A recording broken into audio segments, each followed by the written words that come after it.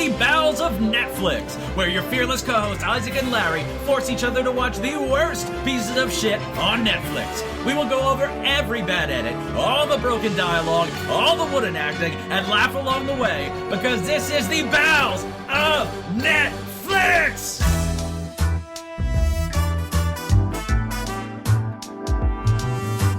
Welcome to the Bowels of Netflix. I'm Larry, and with me, of course, is my fearless co-host, Isaac. How you doing this week, Isaac? Larry, aside from being briefly kidnapped with you, which we're not going to talk about in any other detail... I was told if I talked about it, my family would die. Yeah, I was told my family would actually live a better life, but I don't want that for them, so, yeah. Is that because of the kidnapping, or unrelated? No, the kidnappers just knew that, I don't want my family's situation to improve, so that would be a punishment for me. Right. They really sussed us out. At any rate, I saw live in the flesh performing stand-up comedy someone who's graced several episodes of this podcast. Steven Seagal? A Mr. Marlon Wayans. No fucking way. Yep. You saw Marlon Wayans. He was doing a university tour, and I happen to know an unnamed person who has access to university comedy show tickets. So I got to see Marlon Wayans in the flesh doing stand-up comedy. Wow. It was... Okay, so first of all, Alex Moffat from Saturday Night Live opened. Okay. And he was out there. He opened his first 10 minutes at a university comedy show in German. Why? He thought it was funny. I don't know who that is because I don't care about Saturday Night Live. Yeah, he's some random guy from SNL. I've seen him in sketches, but... Man, I really hate humor that tries very hard. Yeah, he had some stuff that was okay, but it was awkward. No one was booing him, but man, he bombed pretty bad. And then fucking Marlon Wayans came out and did pretty good, man. His stand-up was pretty on point. Okay, well, I mean, that I could kind of believe that. It's more believable than I would think, I suppose, because it's not like he's doing a script or trying to act. He's just trying to be funny. Two things I will note. One, the show was very heavy about loss and grief. He lost his mom last year, and he's lost some people to COVID, and he was friends with Chadwick Boseman and Kobe Bryant, who both died tragically young within the last, couple years. Right. So he had 20 minutes about loss and stuff like that, and it was, heavy but funny still. He always was able to turn it around. And he talked extensively about how shitty his movies are. Really? Yes. All right. That would go a long way towards endearing him to me. Yeah, I don't remember exactly what all the jokes were, but it's oh yeah, and that fucking movie Little Man, that was a pile of shit. But I made $1 million. Oh God, I forgot about that. Man, I'm gonna have to watch that. Yeah, I'm gonna keep an eye out for it on Netflix. That one looks preposterous. Yeah, I think I remember it was so ludicrous that people were talking about it, and I kind of think I remember the twist. Is there a twist? You know what? I just don't care. Let's just pretend it doesn't exist. Yeah, you're gonna find out one day. No. Sooner or later. No. Well, that is fascinating. It is. It really is. Yeah, so go see Marlon Wayans live. It's better than his movies. Well, at least we have that. Huh. All right. So, yeah, we, do the Facebook, if it's up, if it's not crashed. Yeah. Do the Twitter. All that fun stuff. Rate, review, subscribe, send us an email, bowelsandnetflix@gmail.com. We'd love to hear from you. We got a couple emails we'll read at the end of the show this week. Mm-hmm. And someone did comment, I'm told, the kidnappers have informed us that our lives were saved by someone commenting something. I don't know what. I'm not allowed on the Facebook. Ever since I spread all those Biden memes. The Republican Party was paying 25 cents a meme. So... I mean, Larry was able to buy 1 can of orange soda. I think I just broke an NDA, so.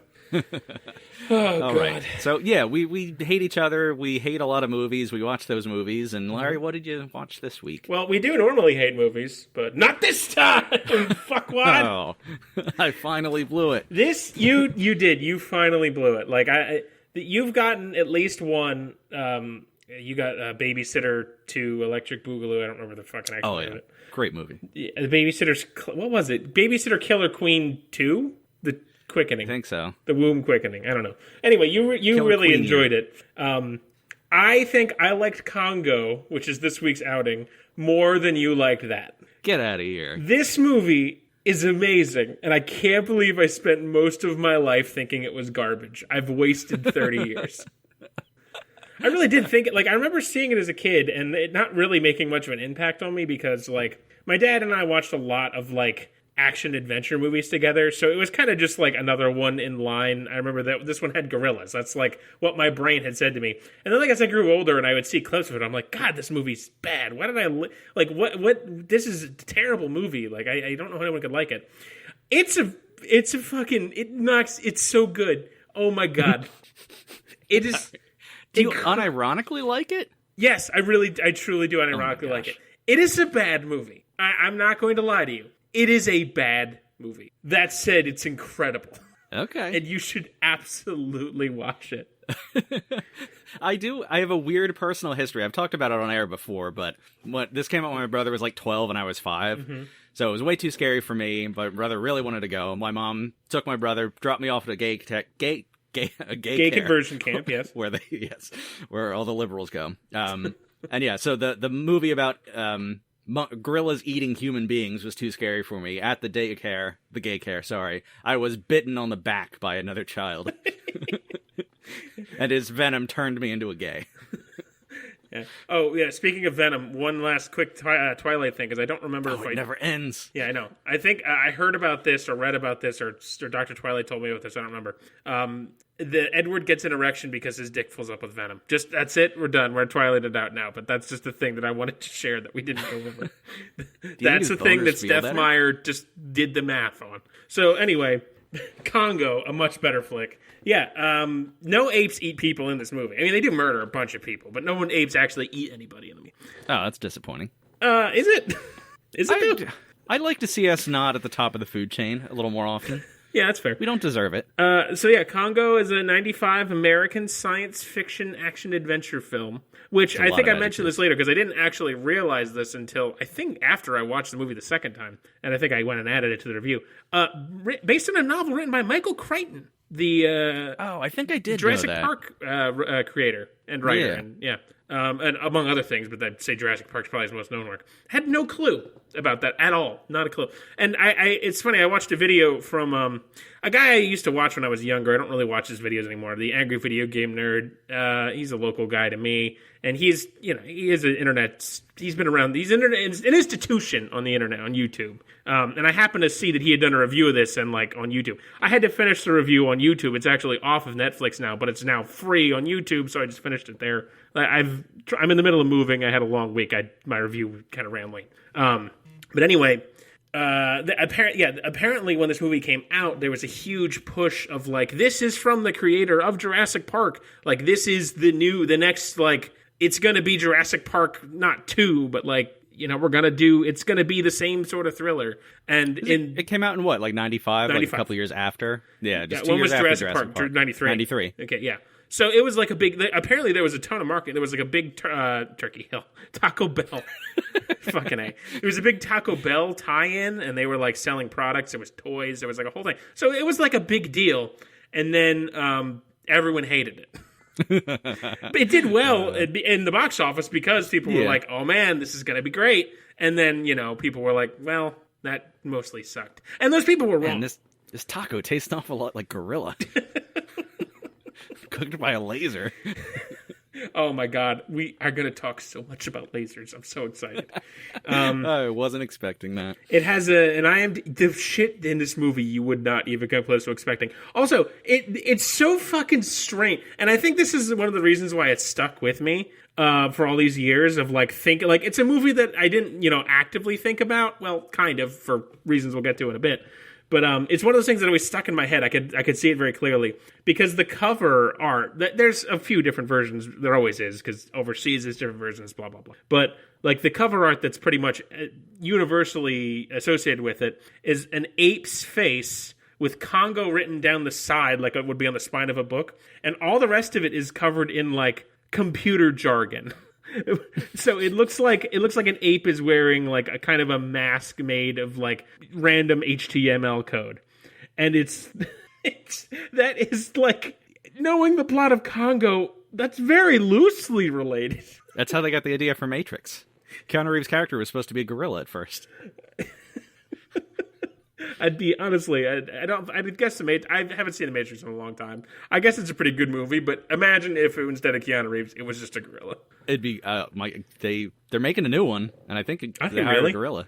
Yeah. Wow. Jeez. And on Rotten Tomatoes, Congo has a 22% of the tomato meter, criminal. And to me, which is even more criminal, a 29% audience score. So we can get fucking in the 20s for Twilight, but a 70% audience score for that shit. But Congo has a 29% audience score? Outrageous. Outrageous. This movie is amazing and incredible and off the fucking charts. It's got some problems. Definitely has some problems. But yeah, so I think that's sufficient enough information. The Michael Crichton thing, I really, like, it caught me way off guard. I was not, for some reason, I somehow missed that. And up until now, until I'd finished the review, and I was like, I started digging into that, I was really taken aback and, like, really fascinated at how much push this got for how much of a fart it, like, ended up being to the critics. So, and looking at it, like, it is an absurd picture. Like, I can't imagine the people looking at this when it was done, like, really pushing it hard of, like, saying, this is going to be the next big hit. This is the next Jurassic Park. Because that, it definitely ain't. Reminds me of the Wild Wild West thing. Because that was everywhere. And oof. Another movie that is terrible that I absolutely love. And that movie, it's just bad. Congo is good if you squint. Wild Wild West is just bad, but I love it. And I have a lot of things with my, like, regular life that have seeped into these bad movies, or vice versa. A lot of these bad movies have seeped into my regular life, as we're going to talk about with Congo. But anyway, let's not delay the inevitable anymore. So I don't want to waste too much time because we have a lot to talk about. And our movie opens as most jungle movies do, with shots of the savannah and various animals running against a gigantic sunrise and or sunset that looms above the horizon. If you've seen a jungle movie, you've seen the shot. We see a few jeeps driving across the savannah in front of some herds of yaks. We have a song playing in some language I don't know, and I realize now I forgot to look up what the language was, so sorry about that.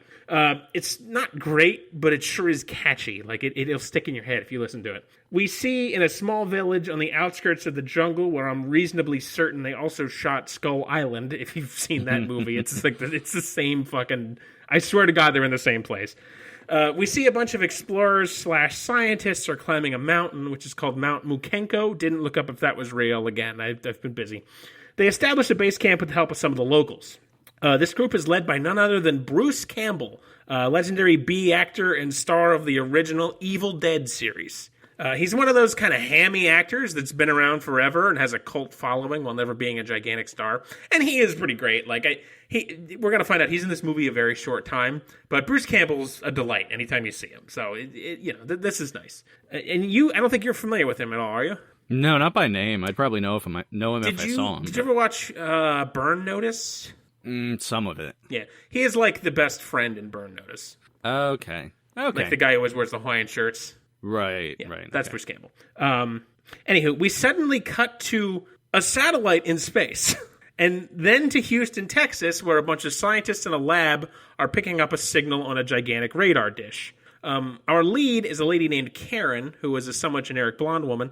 We'll learn more about her as we go, because I think her presentation is kind of, and I do mean kind of, interesting, even though her performance is not. But she is played by Laura Linney, who was, among many, many other things, the final love interest on Frasier, which is how I know her. She's had a long career with a lot of accolades, but that's what I know her from, so that's what's stuck in my head. She gets on the satellite phone, which is complete with video camera, to talk to Bruce Campbell out in the jungle. Bruce gives a terrible read on screen as he is clearly reacting to canned lines he either said earlier or later, and it looks so bad. It's such a bad piece of acting, because he is like, oh, I finally found the gosh dang thing, and he's just like, it's like you're watching choppy video and it doesn't match up with what he's saying, but that's not the intention. Like, it's just clearly done very poorly.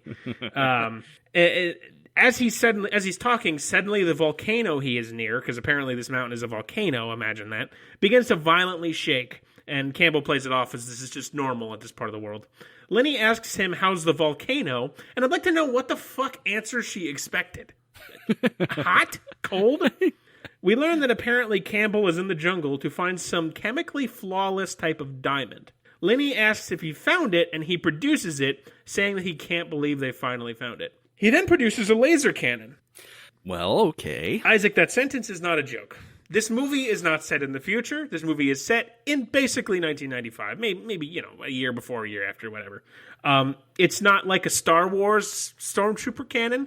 It's like if a scientist today came out and not like an Elon Musk who would make it sports car it up. It would be like a dorky scientist was like, oh, I put together this laser. It's what that would look like. It doesn't look cool. It looks like a piece of a computer that you pulled out, being like, what the fuck does this do? And he's like, oh, that's a laser. So does it look better or worse than the Orgasmatron? Everything looks better than Orgasmatron, Isaac. The Orgasmatron is a piece of shit, and I hate it, and I hate you.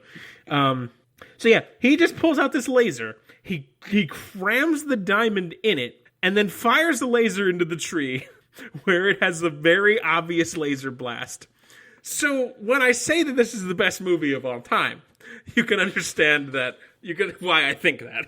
Because it's opening up with a fucking movie Congo, which is ostensibly about a jungle, opens up with a laser.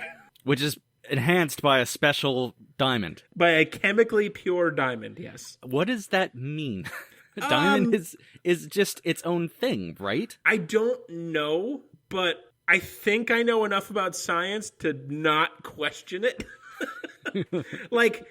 I think chemically pure is probably the wrong word. I think they mean flawless, but they didn't want to associate it with jewelry. They wanted to science it up. They mean the diamond has no impurities. Therefore, the laser will have no impurities. So yeah, the laser... Does it make everything shoot better? Like, if I put it in my dick hole? No, the laser is to, revolutionize telecommunications. It is, they want the purest beam they can to get the best phones. This is 95, so I think we're in between a lot of technologies. So it's it's very unclear what exactly it's probably clear if you're more aware of what they're talking about. Actually, no, I'm not going to give them credit. It's probably not clear at all, because the writing gets a little murky at points. But they want this, they need this super pure diamond, and it's not this is the hat this is the black hat diamond. They're looking for this type of diamond, and apparently it's there's more than one. They never really explain how they've tracked it down, now that I'm thinking about it, but they've tracked it down. Yeah, there's more than one. There is a source. Bloodhounds on the scent. There is a source of these diamonds somewhere. Although I don't think they only need the one. But it's not like they're looking for a specific diamond. They just need a chemically pure diamond, and they happen to have found one because they're... This sounds so stupid. Oh, Isaac, it's incredibly stupid.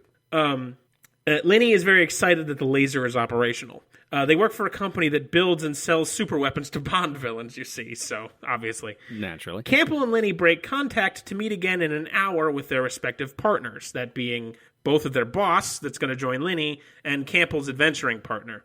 Speaking of that, this adventuring partner leads Campbell to a little pool and tells him to follow him, jumping into the water. Like lunatics, they just jump into a tiny pool in a jungle. I can't think of a worse fate than death, and than someone holding a gun to my head and saying, jump into that pool in the jungle. I'd rather just take the bullet. And they swim under a stream to find a very video game-esque way to wind up in front of some sort of ancient temple with a statue of an ape out front. They're celebrating over their find as for some insane reason, the partner goes into the temple while Bruce heads back to camp.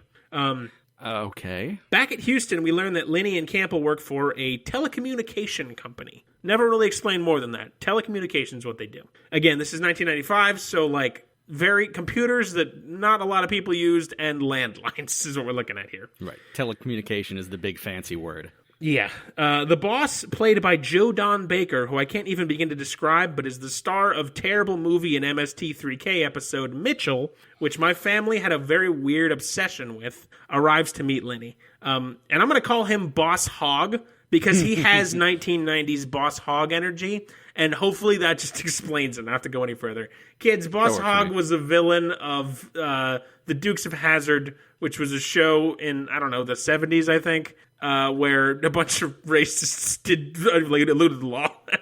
It's basically all I've got. It's more than that, but I just fuck it. It's fucking. Boss Hog, why do I even do this bit? He immediately wants to know about the diamonds. He says that with the right diamonds and the right satellites, they can make a laser that can dominate the communications industry. Isaac, this movie is about laser beams. Do you understand how excited this makes me? I guess, I don't know. Was this like the dawn of fiber optics? Because fiber optics is shooting light, and that's it sends data. But it's not lasers. Lasers don't transmit data. They need it to be lasers so that they can use the lasers on evil gorillas, Isaac. Why are you overthinking this? I don't know, man. I think someone has replaced your brain with a different brain. I'm confused why you're so pleased. We'll talk about it at the end. I mean, I do. Again, let me remind you, this is not a good movie. It's not good. In the jungle, Campbell is looking for his partner outside the temple because it's been a while. As he's sitting there, he starts to hear monkey noises, and eventually an eyeball is thrown out of the temple at him, and he turns, seeing some sort of monster, allegedly, before screaming, which is Bruce Campbell screams at a lot of things. And that's also the last time we'll ever see him. In Houston, Lenny and Boss Hogg are panning the camera around to look at Campbell's camp. Christ. And we see that everybody in the camp has been brutally murdered. As they're looking on in horror, suddenly what is obviously some kind of evil gorilla runs in front of the camera and knocks it over. In fury, Boss Hogg starts screaming and smashes one of the monitors with his golf club, which promptly bursts into flames. Oh my god. And there's like a weird thing about him freaking out because she wants to be let out of the room, but he starts yelling at her that, like, we can't let this information get out, or them Duke boys are going to get one over on us. Like, they don't want the information to get out. So long story short, he wants to, he says the company's best satellite they have now is going to be obsolete in a few years, and the diamond-powered laser is, step 2, question mark, step 3, profit. They're going to use that to revolutionize the industry. Revolutionize? That's not a word. You know what I mean. Fuck it. Yeah, I think that's a word. Yeah, so and he doesn't want the word to get out so that he can still get the diamonds before, like, the border closes. Closes? We'll get to it in a minute. Apparently also Bruce Campbell is Boss Hogg's son, and he seems, like, relatively unconcerned that everyone in his camp was dead. And, like, Lenny is like, what, are you insane? But, I mean, she's worked for him for a long time, so Lord only knows. When you get rich enough, your children are profits, and your actual children are meaningless. Yeah, Boss Hogg is the world's most obvious... Voldemort is a less obvious villain than Boss Hogg in this movie. He says that Campbell went down there because he knew how important the company was, but Lenny says that Bruce was just trying to please her dad. Please his dad, because that Boss Hogg is his dad. Bruce and my dad had a very sexual relationship. She also then mentions that it's like a throwaway line, how she almost married Bruce Campbell. This whole plot line is incredibly dumb, and it truly never matters, but they take great pains to keep bringing it up.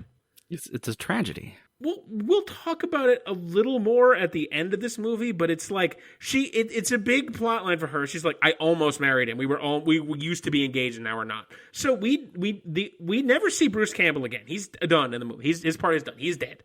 Spoiler, he's dead. I mean, if the love of my life ever got murdered by gorillas, I would pay them the crate of bananas that I owe them. The gorillas or the love of your life? The gorillas. Okay, they get the bananas. You've put a hit out on this person. On my darling wife. Okay, and how is she today? Alive. Thank God, I guess. The gorillas haven't gotten back to me. Maybe I need to make it 2 crates of bananas. Yeah, you should probably get them to this country. Well, yeah, that's step 2. Step 1 is just bananas. In my head, you just keep buying more crates of bananas with the intention of sending them there. And one day your wife is just like, honey, why are there 17 crates of obviously rotting bananas in the garage? Yeah, and I'm just, fucking God, you're gonna die. God damn it. This is great. I love this. Yeah, so it keeps, like, she makes it a point to keep bringing up about how she almost married Bruce Campbell but didn't. And it's like their romance, or lack thereof, is not important at all to any part of this movie. It's very... We'll get into it more later because there's more bits that kind of matter, but I don't understand why it keeps coming up. So eventually, Boss Hogg orders Linny to go into the jungle herself while the laser still has power and can be tracked and retrieve the diamonds because apparently Linny is an ex-CIA agent who was, quote, good in Panama. And I don't know exactly what that means because I'm not 100% up on every CIA operation, but someone saying that a CIA agent was good in Panama is positively downright terrifying to me. This is true. I would be afraid as well. I don't know what exactly that means, but that is a terrifying human being. Hogg tells her it has to be done super fast so they can get the diamonds out of the country before the Congolese government finds out and closes the borders, which I figure is, in fact, probably standard procedure for an African nation when Americans die within their borders. Because that seems like an invitation for a permanent army presence if I ever heard one. Well, why would you think that? Yeah. America's never done that. Because we suck. So Linny asks Boss Hogg if he's human, and he shouts, "I'll be human later!" And what? He shouts, "I'll be human later." Seriously, he never has a more obvious villain been portrayed in media. The Joker is a less obvious villain than this guy. He then lamely lies to her, and I mean, like, it's really obvious that he's sending her there to find his son when he clearly only cares about the diamonds. Linny says if she ever catches wind that he's betrayed her, and this is in fact about the diamonds, she will make him sorry. This movie is about lasers and revenge. Lasers and revenge. It's a great combo. Chocolate and vanilla. United States in perpetual war. Yeah. Hey, the military budget's going up, even though we just ended that big war. Funny. Thank God. We cut to Berkeley College in California. We see Dylan Walsh, who is one of the main actors in Nip Tuck, which is a show I've never seen, but I've heard is okay. Oh, right. He is a researcher who is studying a gorilla named Amy, who we will get to in a minute. Dylan Walsh is incredibly boring. He has no charisma, and his character in the movie is kind of vaguely important, but he himself could have been played by anybody. He is the worst part of this movie, and he's kind of the main character, so it's pretty disappointing. But we're going to get buffeted. We're going to get buttressed by a lot of excellent characters coming up, so no worries. His gorilla is named Amy. The gorilla has a name. We'll get to her. We pan around his office to see it is covered with crude children's drawings of the jungle and eyes and the like. We also see on a computer that Doom, the OG Doom video game, is running. Nobody is playing it, but it's running. Like, someone's running through it and playing Doom, but there's no one playing it. What? It's very irritating. Walsh's assistant is speaking encouragingly to Amy the gorilla. Amy the gorilla is played by two women. One is a woman named Lola N-O-H, who hasn't had a particularly prolific career. And one is Misty Rosas, who you may know as I'm going to say this wrong. Queel? I don't know. And the frog lady from The Mandalorian. It's like the Mandalorian in the first season, his like little Ugnaught friend, the little short guy who keeps saying "I've spoken." That's her. She's Amy the gorilla, which I can't remember the fucking name and I can't pronounce the name. It's Kuiil. Search me. But so the reason I want to shout them out is because the Amy the gorilla suit is fucking hideous. Isaac, can you please Google Amy the gorilla Congo and just take a look at that fucking awful suit? Oh, Lord. Why is it sipping a martini? Oh, we're going to get to that. It's a couple scenes away. No! Larry! I need answers now. Amy the gorilla is the absolute worst part of this gorilla. Amy the gorilla looks like if you, Isaac, were trying to smuggle me out of the insane asylum and you very lazily dressed me up like a gorilla. It's awful. It's terrible. It's Amy. So Amy is finger painting while holding her doll, which the assistant calls her lovey, which I don't know why, but I really hated that. We cut to a presentation where, to make a long story very, very short, Dylan Walsh gives a college presentation, he's a professor, about sign language and speech, and again, long story short, what he has done is taught Amy sign language and given her a rig that's basically made up of a Nintendo Power Glove and a backpack with a speaker so that Amy can talk by sign languaging with her special glove. And it'll actually produce a voice? Yes. Ugh. She has like a pre-Alexa voice, which is more childlike. I can't look over and make sure the speaker didn't hear me. It's more childlike than Alexa's smooth sexiness. Larry, do you get dirty with Alexa? No, I don't. I truly don't. That said, I am alone a lot, and it's nice that the house talks to me sometimes. Alexa, say, "You make me so wet, Larry." I don't want to go that far. If I'm going to do that, I'll just... Larry, if you make me wet, my circuits will fry. I don't even know how to... But it would be the sweetest death. The real question is which one, because there's more than one in this apartment. Jesus Christ. So You're yeah, a player. Amy, there's two plugged in and one that's not. So I don't even know what that means.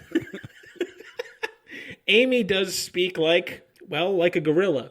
And I'm going to do my best estimation, and obviously the voice is more feminine, but I'm going to do the estimation of how, like, the cadence and the kind of thing she says. Amy, pretty gorilla. Amy, like lovey. Amy, wants lunch. Tickle, Amy. Tickle Amy is the thing that keeps coming up. Don't tickle Amy. Please don't. But Amy gets tickled a lot in this movie. While Walsh is showing off his Frankenstein gorilla creation, we suddenly cut to, in the crowd, God bless him, my dear friend Tim Curry. Oh, he's a treasure. The sweet transvestite from transsexual Transylvania himself is, in fact, one of the main characters in this movie. For those of you who don't know who Tim Curry is, allow me to inform you, he is one of the best goddamn actors on the fucking planet. Do you remember everything I said about Nick Cage in my review of Jiu-Jitsu? Tim Curry is just Nick Cage, but if Nick Cage was flawless in every way. If Nick Cage nailed it every single time and was English, that's Tim Curry. He is a goofball loon who takes every absolutely ridiculous role that's put in front of him and fucking nails it every time. That he does. And I want to play. I have a grand total of 3 Tim Curry clips that I want to play for you because they're important to my life in some way or another. And I'm sorry to make you work here, Isaac, but the 3 lines I absolutely love. Number 3 is from, and this may shock some of you who don't know this, is from Tim Curry's turn as the original Pennywise from the TV miniseries It. Isaac, if you will, play the clip. Excuse me, sir. Do you have Prince Albert in a can? You do? Well, you better let the poor guy out. Number 2 is from an animated kids movie called Fern Gully. Isaac, take it away. Slime beneath me, slime up above. Ooh, you love my toxic love.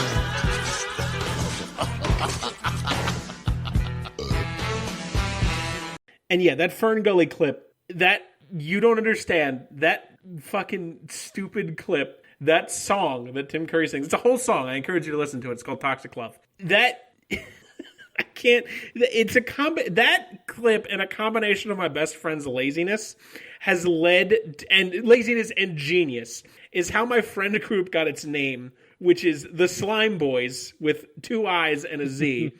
But that's a story for another day. And Tim Curry's number 1 best line is from this movie. And I did know that. Like, even thinking this movie was bad, I did know his best line ever is from this movie. And we'll get to that a little later on. Anyway, Curry is in the crowd looking at this bonkers gorilla talking with her Nintendo Power Glove. And pulls a little ring out of a journal that has, like, a hieroglyphic eyeball on it, which we see is what Amy has been drawing in her drawings. But, like, it's an eyeball. It's okay. Not, it's like, yeah, because Amy's been drawing. She's like covered the office that Walsh lives in or works in or whatever in like drawings of the jungle. We'll get to it in just 1 second because it's about to come. So there's a secret gorilla society? Kind of. Remember our conversation about Gorilla Grodd? This is a sequel. Gorilla Grodd is the story of a secret gorilla society, but they're basically Wakanda, but if they were gorillas. Wow. There's a lot of people who would find some subtext in that line. Okay. And they're bad people. Yes, they bad are. people. Clearly. God damn. Okay, something about Tim Curry has this hieroglyph. You have just that really threw me for a loop. I can't, because this country, I can't not think of what the horrible racists inevitably would think or say to each other. Yeah. Because the country is broken and evil. Right. I don't think most horrible racists know who Gorilla Grodd is. I'm really hoping that. I don't think it's not something we ever even talked about on the podcast. Just a thing we're discussing. So anyway, yeah, Tim Curry's got this fucking ring with an eyeball. We see, so Amy, we cut to a nightmare that Amy is having, and she's having like jungle visions. Yeah, Amy the gorilla having a nightmare. We're seeing it, and she like wakes up and is freaking out. And Walsh says that apparently sometimes gorillas in captivity just go crazy and quote have to be destroyed. Well, I mean, that might happen if you don't masturbate him frequently enough. I guess so. I want to science alert that, but if I start trying to figure out science for this movie, which if you may recall is about lasers, it would have to be its own episode about the science of Congo, and that would be a silly thing to do a side episode about. I don't know what you're talking about. I'm not halfway down with the research. How dare you accuse me of such a thing? I happen to grow up about 15 minutes away from where Coco lived. Oh, really? So, yeah, I heard in a video that a lot of that was bullshit.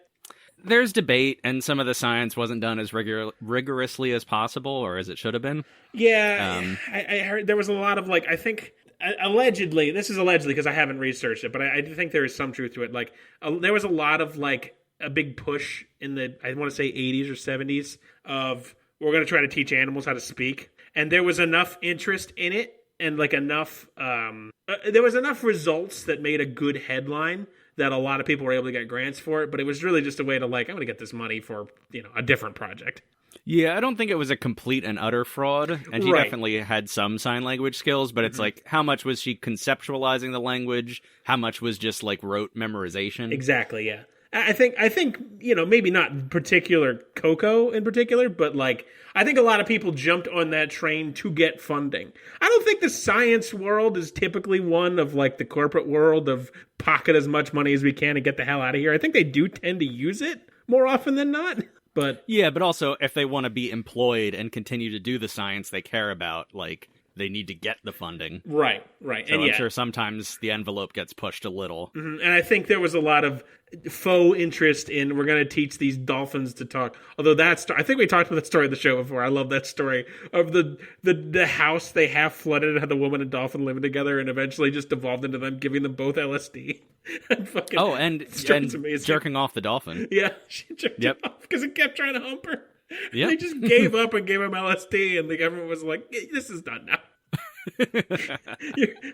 your experiment is concluded." Fucking science. Oh man. Okay, so yeah, Amy might be crazy and have to be destroyed. So Walsh realizes that all of her drawings seem to indicate that she wants to go back home to the jungle. He goes to the dean of the college or whatever, blah, blah, blah. He tries to say that releasing Amy back into the wild is best for business because she will teach other gorillas to talk. I guess Amy's going to construct her own power glove or something. I think he means teach her sign language, but it's just very poorly presented. No, it's stupid. But I will say that is stupid. But that is also in the novel.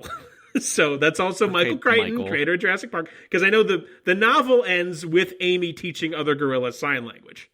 That no,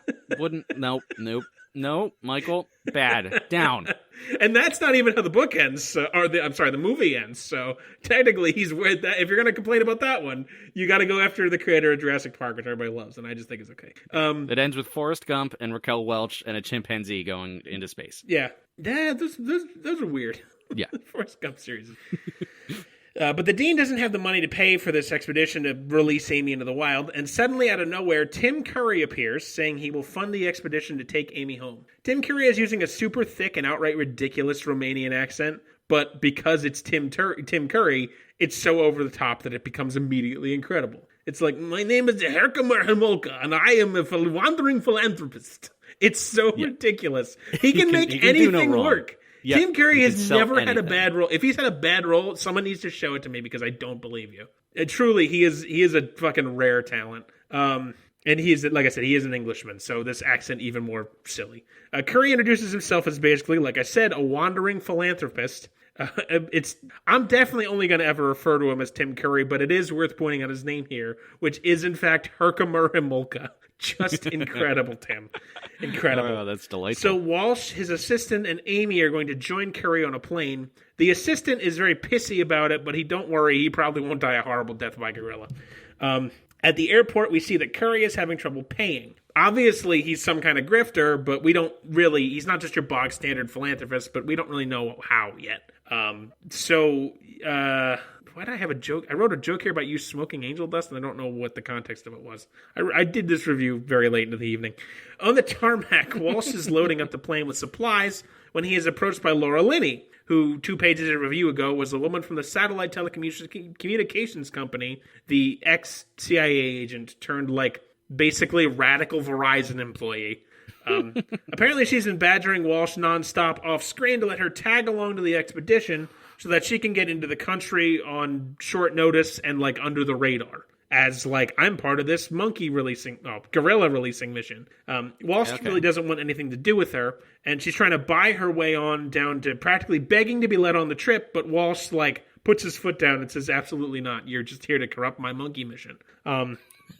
Amy, that sentence, sensing her husband's basically simmering fury, starts looking at Linney and starts signing with her power glove over and over, ugly woman, ugly woman, ugly woman. Amy, you sassy bitch. And damn, it turns out they're unloading the plane since Curry is, quote, having trouble with his credit flow.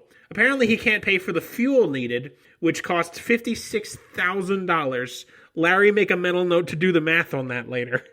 Since Linney... Plane fuel is expensive. Okay. $56,000 for one trip from California to the Congo, though? That seems at that point, how do you pay for the ride, with plane tickets? That's no way that there's reason a plane ticket from California to the East Coast costs almost $1,000.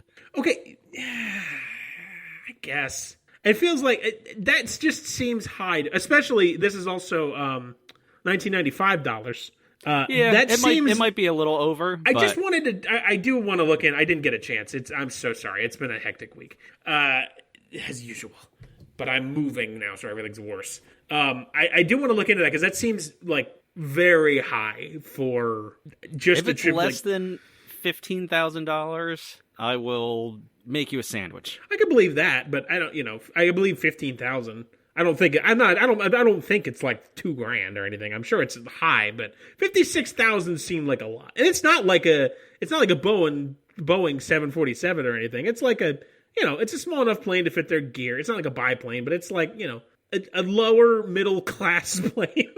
Lower mid-sized plane. But anywho, so yeah, the fuel costs $56,000. Since Linney is playing with Boss Hogg levels of money, she's finally able to buy her way on board by paying for the fuel. And on board, we see that Linney, who is strapped into a chair, is looking at Amy, who is getting strapped in by Walsh, with a mixture of confusion and, frankly, revulsion, as Walsh buckles this poor woman crammed inside a dopey gorilla suit into an airplane seat. And then Amy goes back to calling her ugly. Amy, there's little things like this here, why this movie is so much fun to watch. Amy buckles her seatbelt, and as a reward, Walsh just casually, he fucking hands her an egg. He's just like, oh, good job. I'm going to try to do my best estimation of him saying the line. Oh, good job. Here's an egg. And she promptly throws it at Laura Linney. I think this movie is incredible. Egg? Yeah, it's hard-boiled. Okay, but do gorillas eat eggs? I don't know. Amy doesn't. Shell? Does it have the shell on? It has the shell on. What's she supposed to do? I can't fucking shell a hard-boiled egg. How's a gorilla supposed to do it? Well, as someone with gorilla hands, I agree. You just end up making a mess. Oh, God. I'm dying. I'm sorry I had to find out this way. I've been poisoned by my constituent. Yeah. Okay. Chiefly me. So, Linney scoffs that Amy is dangerous, but Walsh says, humans are dangerous. Gorillas are gentle. Isaac, do me a favor. Just keep that line in your head. We'll get back to that. Gentle giants of the jungle. Yeah. Do you remember how this movie started with Bruce Campbell in the jungle? Yeah, save that in your head. You're going to need to refer back to that line. Walsh says there's no killer apes. No apes ever kill. Ever. No apes ever kill. Not true. Linney and Walsh have the typical level of irritated banter that two characters have that will reluctantly fall in love during their adventure.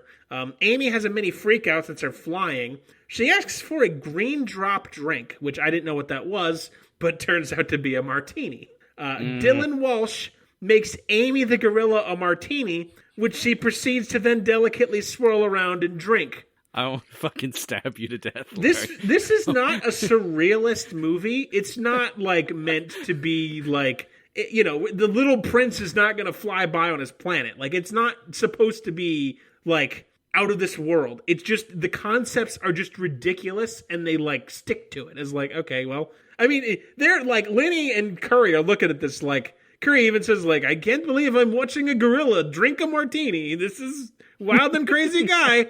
It's like, it's not meant to be like some kind of artsy fartsy art piece. It's not Dada or surrealist. This is just what's happening.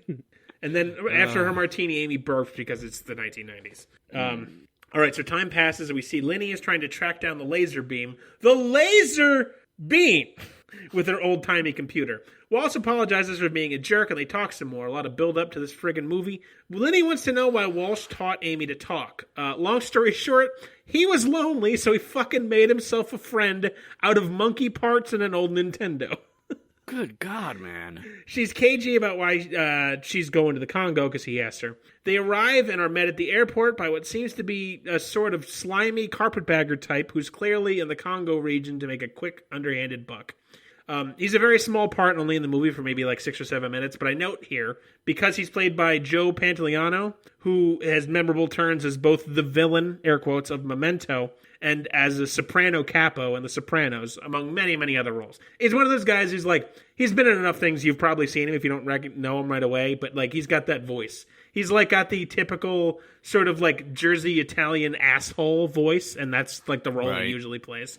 Yeah, and, I live in Jersey. I'm used to it. Yeah, he is great. He's a very small part in this movie, but he is great. I'm a fan of his. Ton of great actors in this movie, actors and actresses in this movie. It's really strange. Yeah, especially that Amy the gorilla.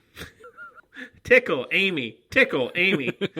So anyway, Pantoliano is going to be their impromptu guide around the Congo's politics. So yeah, I didn't really. They're very bad at explaining what country they're in, and they go across several different country lines.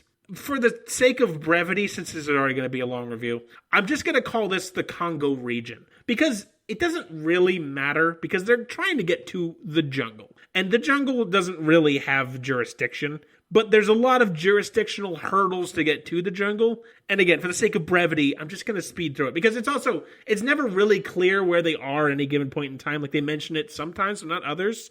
And then they'll, like, cross a border and not mention it for a while. So we're just going to call it the Congo. They're trying to get to the jungle and they're having trouble. That's where we're at.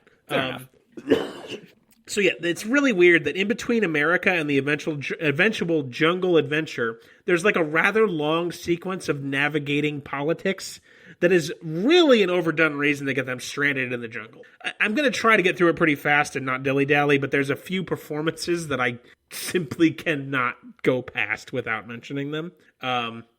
So Pantoliano offers to buy Amy because he's just a slimeball scumbag. He has a line. She's like, because she says something about like, Amy, go home. Amy, go home. And he's like, whoa, is that a talking gorilla? I feel the money hairs on the back of my neck stand up. Joe Pantoliano is a delight.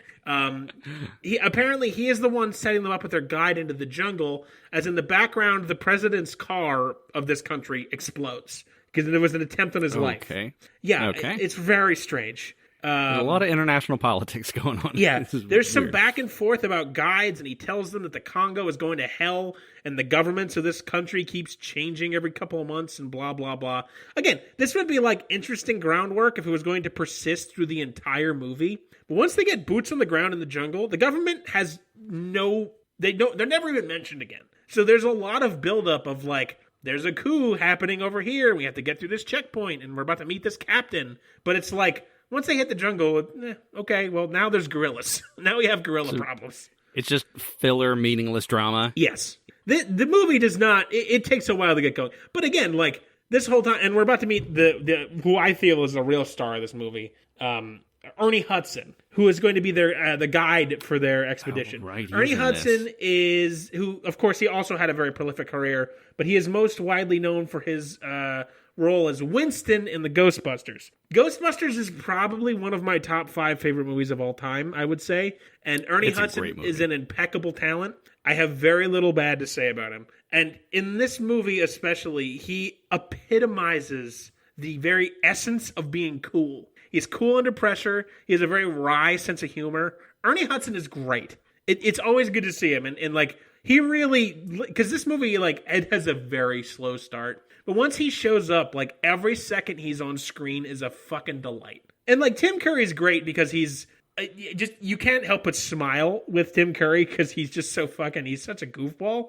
But like, Ernie Hudson is like, oh yeah, this is the kind of role he should be playing. Of like the suave sort of cool jungle guy. So he's still like a villain, kind of, because he's like not a good person. But he's like Han Solo, but at peak coolness. Right. It's always nice when you have a character like that, or you can just stand back and be like, that's one cool-ass motherfucker. Yeah, because Dylan Walsh, he sucks. He's no good in this.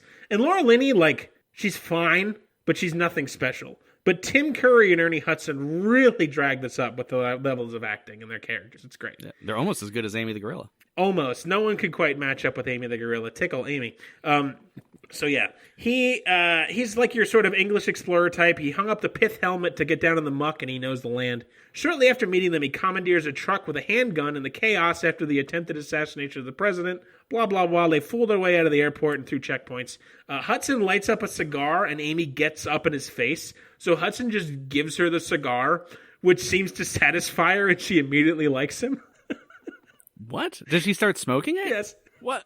Why did she get up in his face? I don't know, just for that scene. What is happening?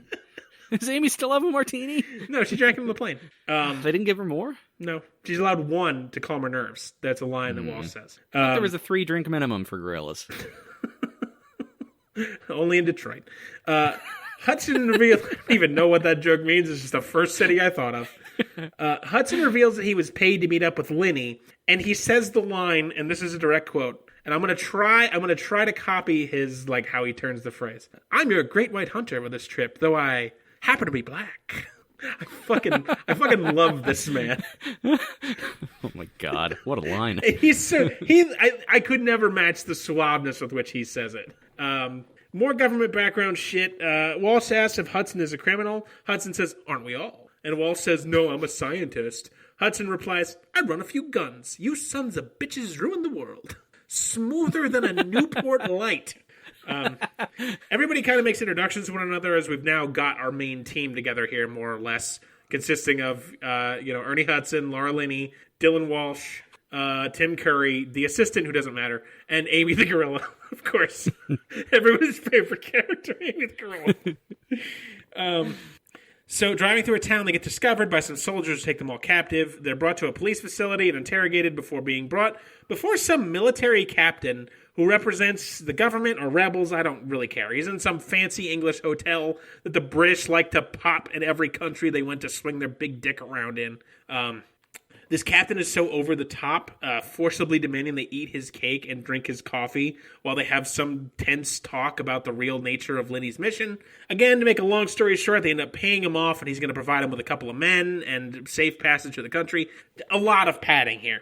But the reason I give him up is, I bring this up, and the reason I walk through this whole thing is because he then, at the end of this, he's like, Tim Curry's there too, and he's like, why did you bring this piece of shit? And Tim Curry is like eating the cake, which he demanded they eat the cake, like forcibly. And Tim Curry's got a mouthful of cake, and this guy, and I'm going to try again to copy how he says it, because it's fucking iconic. Stop eating my sesame cake! And Tim Curry's like trying to spit out a mouthful of cake. The captain tells the others that Curry is a piece of shit who owes everybody money and not what he seems, without ever telling us what actually Curry is up to. He also mentions no one's going to fuck with them because nobody wants to be seen in an American movie assaulting a gorilla, which is sad but probably true. Like, I kind of get that sentiment. I don't understand international politics, apparently. I don't either. Okay, so we're underway at last, almost, but not really. This is what I mean. When I praised Anaconda, for getting underway. They were on the river, on the boat, going before the 10-minute mark. We're half an hour in, and we haven't hit the jungle yet. It is a slog to get to the good parts of this movie. But, again, you got Ernie Hudson, you got Tim Curry, so it's not all bad. You got Amy the gorilla, and if you've never seen it before, it's just a fucking mind-boggling thing to wrap your head around. At the airport, the new airport, they meet the leader of their local porters. They get a bunch of porters from that captain, like Porters, and they're like the leader of them. He's kind of sort of a main character, but not really, and he's friends with Ernie Hudson, but he's not super important. Hudson reveals that he finally remembers how he knows Tim Curry. 5 years ago, Curry led an expedition into the jungle looking for King Solomon's diamond mines in the lost city of Zinj. We'll get to that later. Apparently, the expedition went drastically awry, and Hudson had to be the one to go get Curry out of there alive. Curry gets so pissed about this, he almost calls Hudson the N-word before he catches himself. Oh, boy. He's could have gone a lot worse in 1995. Well, when I say almost, I mean he's like, you shut your mouth, you're dirty, and then Hudson's like, what? Go ahead, finish it. And he's like, I am sorry, I am not being for serious. I'm just still glad in 26 years ago they didn't pull the plug on the hard N-word. Well, I think they wanted this to be like PG-13, basically, as well. Yeah. I'm glad they didn't either. You're right, because they could have. And because this is not the kind of movie for that. Yeah, it's really There's a time and a place. It has one fuck and a couple of shits, but it's not really... I think they tried to make it not family-friendly, but close to. Like, you could take your teenage kids to. One fuck and a couple of shits, that's a good Saturday.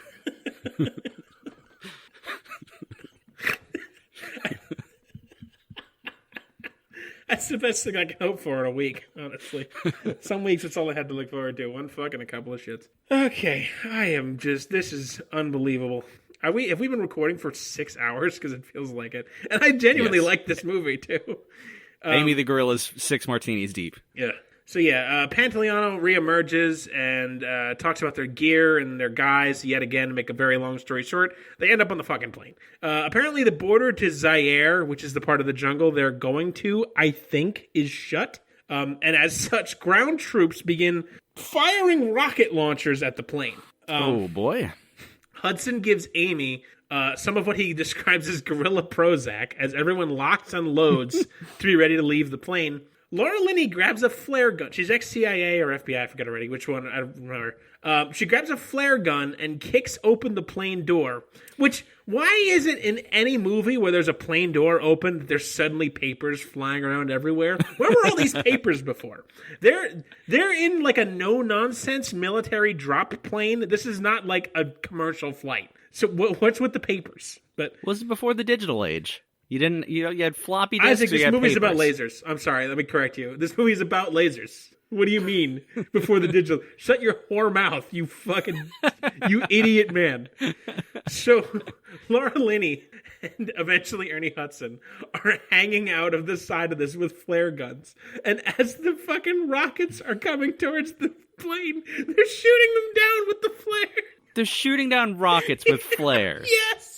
For fuck's sake. It's so stupid. And, neither of them miss, either. Which, if you ever shot a flare does not go in a straight line. It is a hard shot if you wanted to shoot something with a flare. I have no idea if a flare would explode a rocket either. But right, it's not meant to be destructive in any so, way, shape, or form. So it's meant to not be as destructive as possible. It's so dumb and so fun at the same time. Gee, why don't they just have, like, real guns? This movie has so many real guns.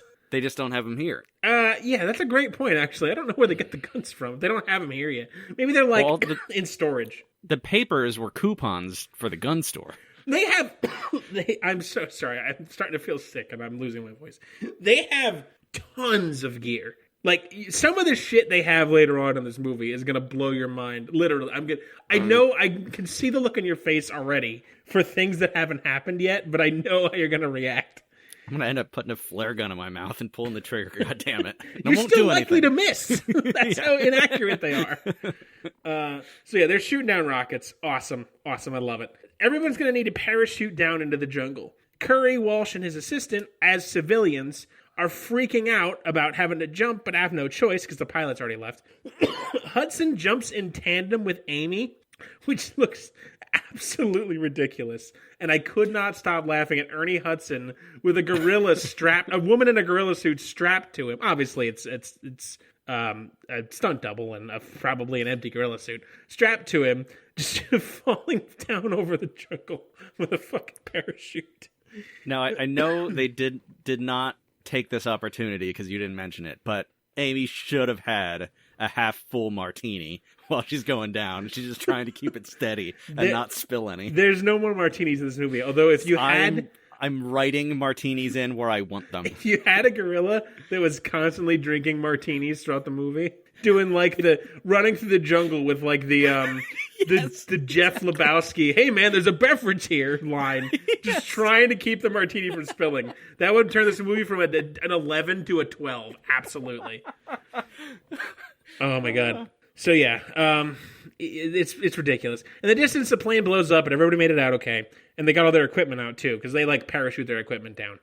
Walsh tries to tell Hudson they need to call this off, but Hudson says in a much cooler way than this, "Not sure what you plan to do, man, but we're not going to fly back because the plane done got blowed up. And I mean, I'm going into the jungle, so you can either come with or like stay here." It's just saying. It's like saying when you're in World War I, when you're going over the fucking trench, just turn into your sergeant and being like, we got to call off this war. Sorry, I can't do it. Like, you're here, man. It's too late. Sorry. That's what I would do. And then you would be shot, unfortunately. It's a sad reality of how history went. By your own men. Hudson and Linny talk about their past a bit as they go through the jungle. Linny says she left the CIA since they're loveless sons of bitches. Hudson tries to talk to Curry about it, and they end up talking about the diamond mines.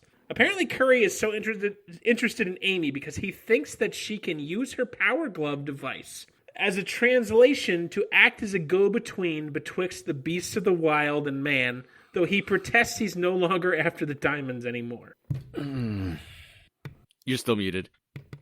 Sorry, I had to, do a big cough. Linny calls Boss Hogg back in Texas to tell him she's on her way. They sent her pictures of the killer gorilla that murdered Bruce Campbell's crew, which they managed to zoom and enhance, but it's still in 1990s quality shitty, so we don't really see what it is. Zoom and enhance in this movie is it's 4% less grainy. Because they're trying to keep the reveal of the evil gorilla as a secret, but it's like, everyone knows that's what's happening here. And also, if people don't know, enhancing photos like you see in movies is just not a thing. Right, it's nonsense. Like, you can do very small adjustments to clarity, but it's not like you zoom in on something totally pixelated and then it turns into a clear photograph. Right. It's nonsense. Yeah, it doesn't happen for real. Boss Hogg tells her she has to hurry since the volcano is now very close to erupting. Suddenly, Amy, who is horsing around with her human husband, knocks over the satellite thing that Linny is using to call Boss Hogg and totally destroys it, which of course makes Boss Hogg start screaming like the fat jackass he is. That night, both Walsh and Linny... Oh my god, I forgot about this scene. Walsh and Linny are awakened by a cacophony of monkey screeches. They ask Ernie Hudson about it, who he tells them it's a bunch of horny monkeys trying to fuck, basically. In response to this, as a method of flirting, Dylan Walsh they're standing there in silence, him and Linny, and he just turns to her and goes, ah! Ah! And they both smile. What? What? Is he trying to flirt? I don't understand.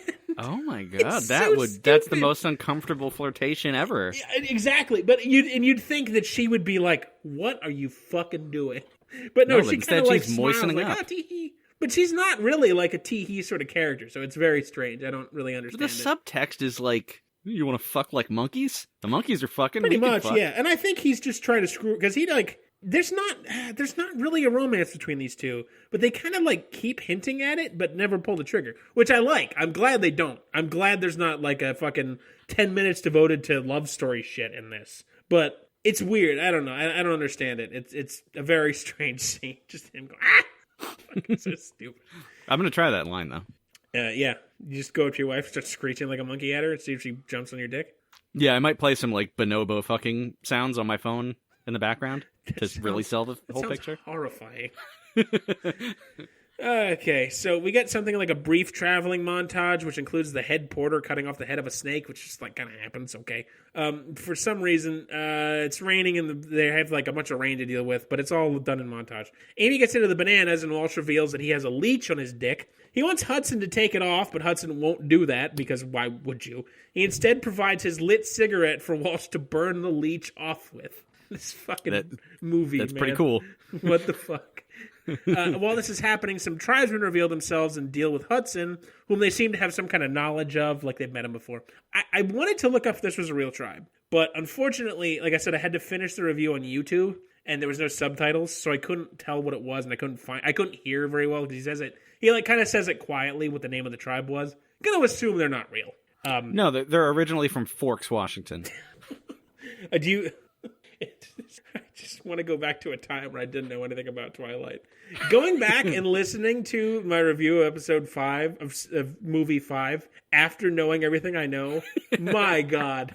If I were to do that again, it would be an entirely different episode. I am so glad I chose to go backwards. Hate you a great deal. So yeah, these tribesmen says there's a dead white man in the forest, and he's got the same logo as Linny's company has. There's a whole thing about how like they tell Hudson he's dead, but then Hudson is like tells Linny freaks out because he thinks it's Bruce Campbell, and he's like, dead doesn't mean dead to this tribe. There's several levels of dead, and he might not be fully dead. I feel like you really could have. It's a lot of padding. It's just a lot of padding, and it's a long movie already. It's not like Pootie Tang where they're trying to hit 70 minutes. Like it's an hour and 48-minute movie. Okay, yeah, you could have cut it down to an hour 35 easily. Yeah. The group follows the tribe to where they're doing some kind of ritual, trying to ask the soul to return to the body. It's typical 90s jungle movie fare. You can put on any jungle movie. You put on fucking Ace Ventura 2. It's the same sort of thing. I wasn't able to find out if it was a little tribe, but just nonsense. I'm just trying to power through my own review now, which is way too long. Linny is able to identify the man as somebody from her company. Before they can talk to him, he sees Amy lumbering up and has a fear panic attack so hard he has a heart attack and dies on the spot. Jesus. Isaac, I think the bad guy might be gorillas. Yeah, that might be.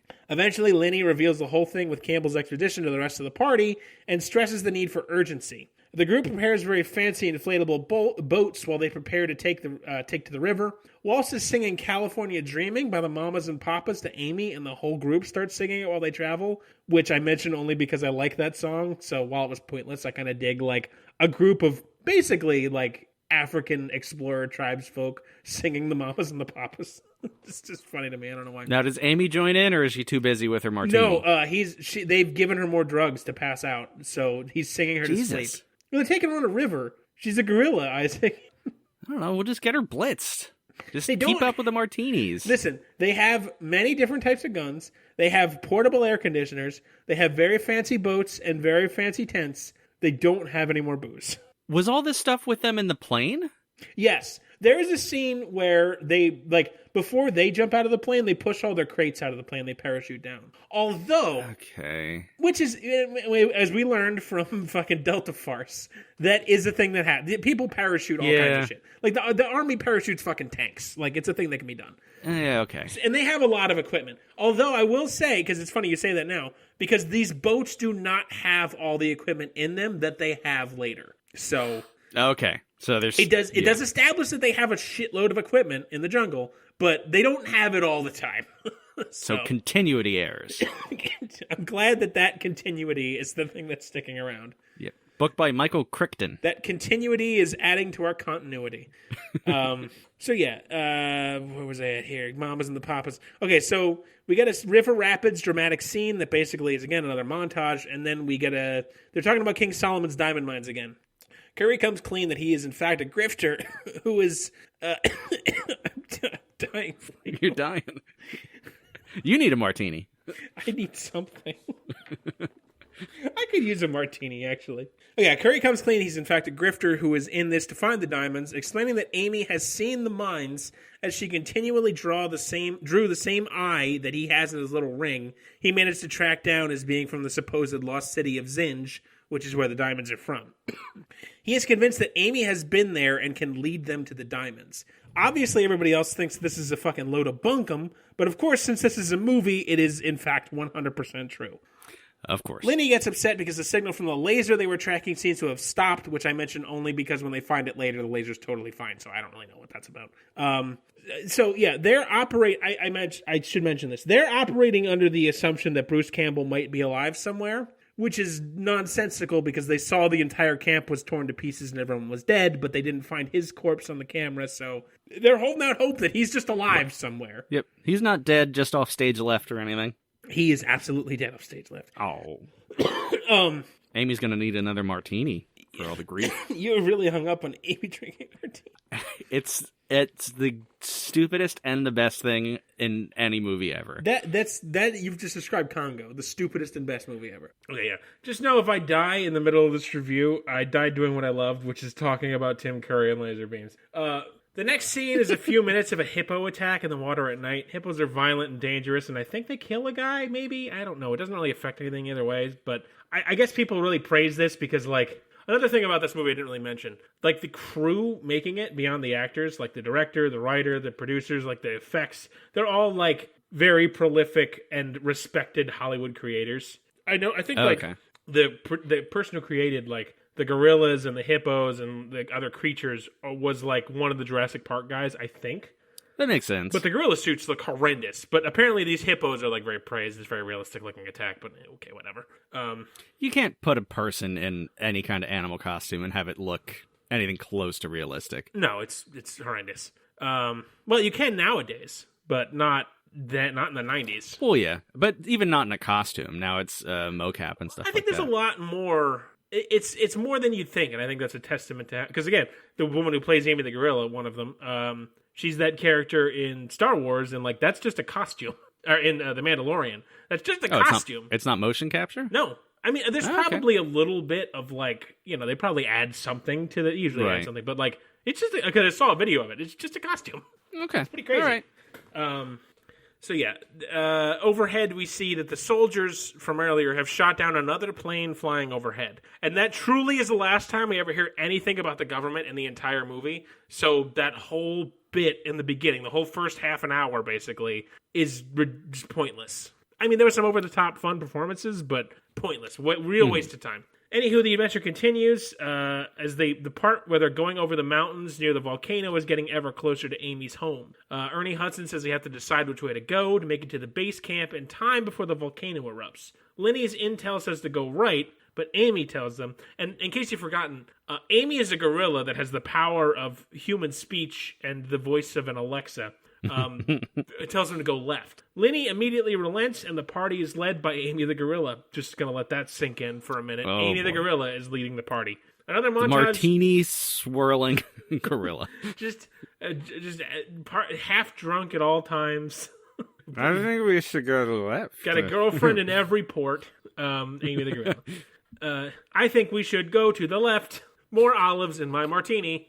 Let's see, even that is too robotic because it's like. It's totally monotone. There's no emotion to it. Another montage of jungle travels. They get deeper in. They come across the wreck of that other plane I just mentioned, and Lenny says that Boss Hogg must have sent it because he thinks she's dead since Amy the Gorilla, again, I need to stress that, knocked over the satellite camera and ruined their connection. Apparently everybody inside the plane is dead, so they just keep going. And I mentioned that because we'll find out later that plane is important to the plot. God damn it.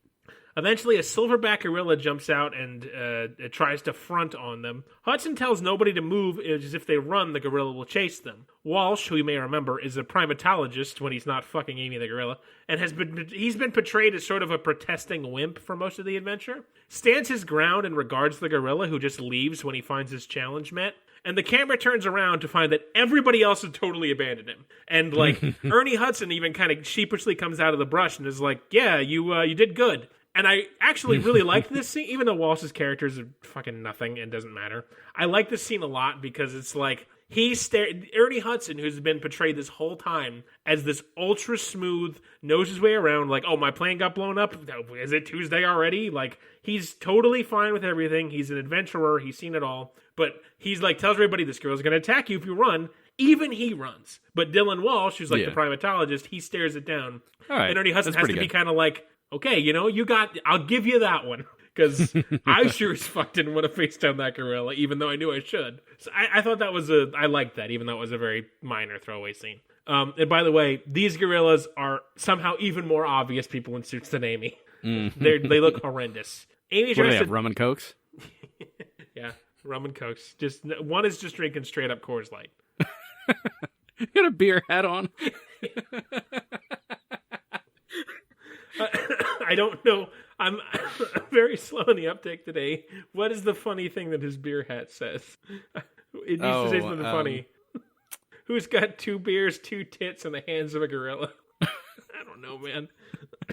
I'm not doing well. I can't think of anything better. I'm actively dying. I think I've sucked up about 4 pounds of dust today, and it's finally getting to me. I'll think of a joke in the background and then come out with it in about 15 minutes. Perfect, when thank it's you. No longer relevant. That's what I want. That's what I've come to expect. Amy tries to talk to these gorillas with her power glove, and they ignore her because they're, gorillas. It's almost like Walsh fucked with nature and ruined this gorilla's life. Moving along, eventually somebody trips over a perimeter alarm that was set up by the OG telecom camp. They find the campsite is totally destroyed and all the equipment is gone along with the corpses. We never find the equipment in the movie, so I guess the gorillas just have a fucking rec room somewhere with all this shit in it, but whatever. While investigating, the group comes across the temple from the beginning of the movie. I think it's the same one. I'm not quite sure. Curry proudly presents it as the lost city of Zinj after all this time. And in fact, the eyes on the statues seem to match the one on his ring. The group goes to investigate, and Amy has a freak out upon seeing the statues. Inside the ruins of the temple, eventually after we get some creeping around from the porters and our heroes, we get more diamond talk. And this leads to the best line Tim Curry has ever said. This is mine. Hudson is doubting that there's any diamonds left, and we get my number 1 favorite Tim Curry line of all time, Isaac, if you don't mind. Maybe the mines ran dry. No, the diamonds are here. Hello. My best friend and I say that to one another, like, actually all the time.